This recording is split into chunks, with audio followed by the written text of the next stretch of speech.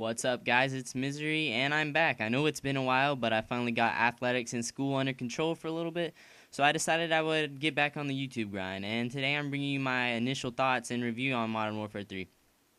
So the place where I want to start is the connection, because if you couldn't tell by my voice, I live in southern United States, and the southern United States, just as a region, doesn't have the best internet. Particularly where I live, which is a rural area, I don't have good internet. I have a strict NAT, and there's nothing I can do about it. I've been through 2 routers. I have a router specifically designed for gaming, as the universal plug and play on it and all that.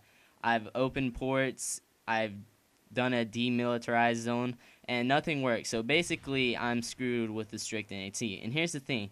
I can't even get into games by myself with the strict NAT. So that's a big bummer. And I hope they fix it, because when I do get into games, your NAT doesn't have anything to do with how well your ping is. This game it's really good. And just a few more external things. The hit detection, when it works, is strong. But here's the thing. This game is really connection based. And because they don't have local only host option, if you get in a bad host, then the hit detection is going to be really bad, not because it's designed bad, but just because you're going to have a bad host and the hit detection isn't going to work. But that's enough about the external things. I want to look at the 3 main things: weapons, perks, and maps. So we'll start out with weapons. Infinity Ward and Treyarch. You look at the Treyarch games. World at War had the MP40, and Black Ops obviously had the FAMAS that we've all just seen. But one thing I like about Infinity Ward, even though there's a lot of things I don't like about Infinity Ward, is they do their weapons really well. In COD 4, you had N16, AK, AK-74, MP5, and those were the 4 top-tier guns. And in Modern Warfare 3, you're looking at about the same. I'll link a weapon damage chart in here because I think I have it. But the way that you're looking at is every gun does pretty much kills in 3 bullets up close. But then in the distance, there's 5 bullets up close, or 5 bullets at a range to kill, and 4 bullets at a range to kill. And so I'll link you to the damage chart, but you can look at the weapons, and you can see that there's plenty of weapons that kill in the 3 bullets up close and 4 at a range. So from there, they're all pretty much even. It just depends on their rate of fire and what recoil pattern you're comfortable with. Personally, I am a fan of the ACR and the AK. The G36 just feels a little bit too heavy for me. Then you look in the SMGs. The SMGs kill also 3 bullets up close, and I believe 5 at long range. Those are going to be the top tier guns. So you're looking at the MP7, which I haven't used yet, so I can't tell you, the P90, and the MP5. The MP5 shoots a little bit slow. The P90 is the star of the group for me. It brings back the old COD 4 days with the P90 silence. You saw a lot of MLG players use that, especially in search. And then the PP90 makes it into the top tier, even though it takes more bullets to kill out of range, just because it shoots fast and it has a good recoil pattern. It's better than the PM9 or whatever it is. So that's my deal on weapons. You know, as a competitive player, you're pretty much looking at SMGs and assault rifles, so let's move on to the perks. And perks, this is something that they've done really, really, really well, and I'm really happy with. So let's go ahead and look at the perks. I'm going to talk about the new ones mainly, and talk about how balanced they are. And we've got Recon, which Recon is a really cool perk. Being able to mark people, it kind of gives that Battlefield teamwork spot thing. And it's been banned by MLG in the premature rule set, so I don't really like that, because this perk does have tactical use, and it may take away from the communications aspect of the game, but I think Recon is a good perk, and it promotes more of a communication type perk, a communicative type player, rather than a gun skill oriented player with a sleight of hand. And then we've got Blind Eye, and I don't have Blind Eye Pro, so I can't tell you what the Pro version does, but I know that what it does, it makes you undetectable by air support, so it's cold-blooded, except they split it into 2 perks, and we'll get to Assassin later because I have a rant about that. And then you've got Extreme Conditioning, Scavenger, and Sleight of Hand, 3 old perks. So then we've got Quick Draw, and Quick Draw, they split it up from the Sleight of Hand Pro, and I think that's a really good move, especially for competitive players, because now you have to choose to take those spots up. So it's going to make players have a more general. Everybody's gonna be pretty much using Quick Draw Pro, I think. But you see, there is one thing that I kind of have an opinion about. The other second perk, Blast Shield Pro, which is Tactical Mass Pro. It could be useful on SMGs because SMGs generally do not have a long aim down the sights, and a lot of times you're going to be steady aiming with these guns anyways.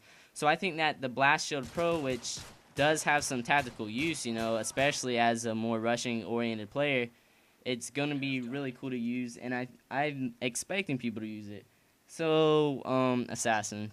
Here's my deal with Assassin. I have no problem with it making you invisible from all the UAV things. That's no problem.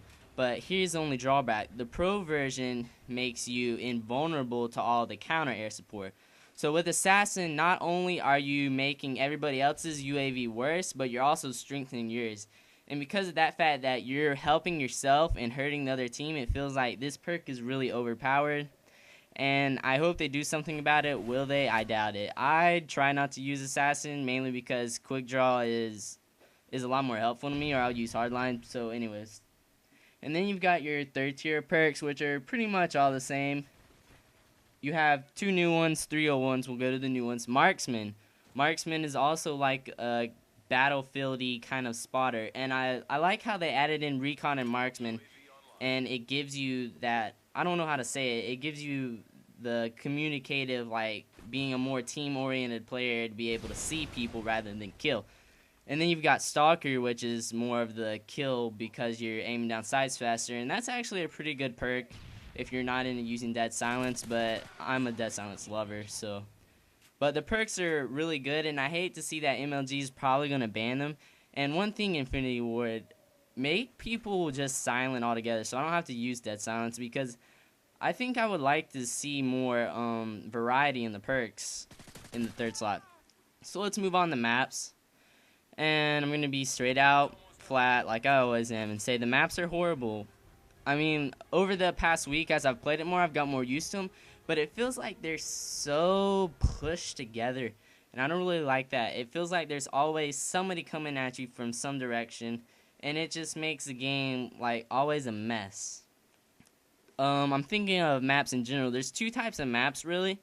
There's your horizontal, like, everywhere. People are coming from everywhere, like Interchange. Where Interchange, there's so many cars to head glitch, and there's no place to set up because they've took all the power positions out because people are all complaining about the building camping. And I'm like, because you can't get a kill streak. Because the way the spawn system works, Wings of Redemption actually informed us of this on one of his videos. They're using a revenge spawn system, so they're going to spawn at the closest spawn near you without an active engagement. So when you're on a map like Interchange, as soon as you kill somebody, they could be spawning right behind your back, and that's not going to work out really good. And then you have the building maps like Seatown, Lockdown, and these are kind of a hit and miss for me.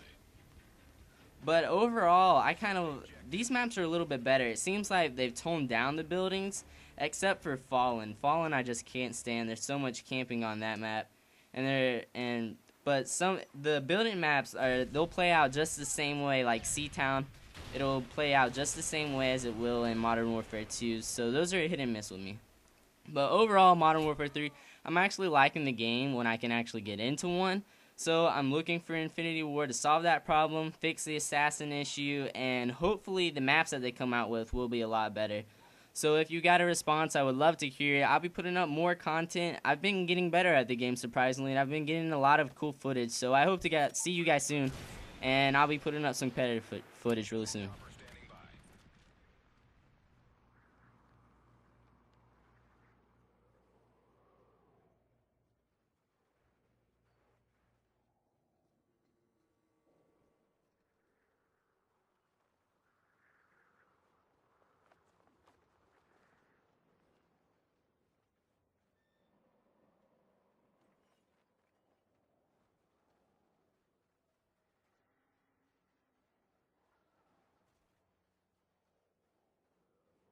Heads up, enemy UAV spotted.